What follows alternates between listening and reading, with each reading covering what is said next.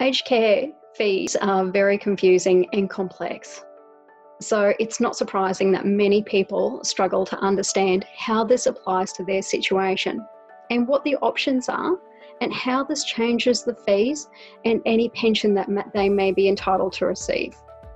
The aged care fees are broken into three areas. There's the accommodation, the care, and then there's fees that are completely unrelated to care, such as Foxtel and hairdressing and other services.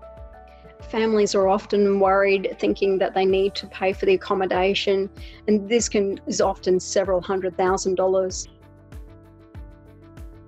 If the home is now going to be vacant and is no longer needed, you may be looking at, well, what happens if we sell the property? What if it needs some work to be done before it is sold and it's going to be several months or even years until this is sold? We'll also show you the impact as you have changes in your situation, or what happens if you don't make any changes, because the home can become assessable at 2 years, and families are often quite shocked at what this means for their pension entitlements. And we don't want you to have any nasty surprises.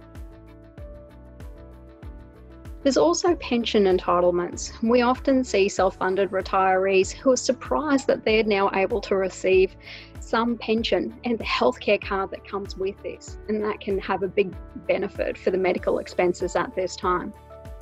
Even people who are on a full age pension, a couple who are on a full age pension, will see that their pension increases as they move to being an illness-separated couple. When we prepare our report for clients, we will detail several options so that you can easily compare the first year's impact and then what happens after any changes. So for instance, if you're looking at renting the home or selling the home, or if you're going to be drawing down on some assets or selling some other investments, what those possible impacts will make to all of the fees as well as pension entitlement.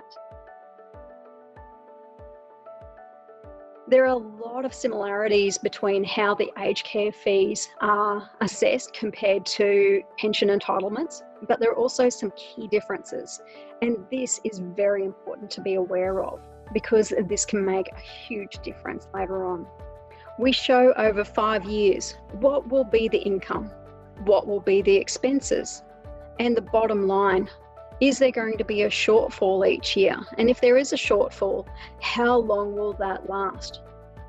What needs to happen if there needs to be family support?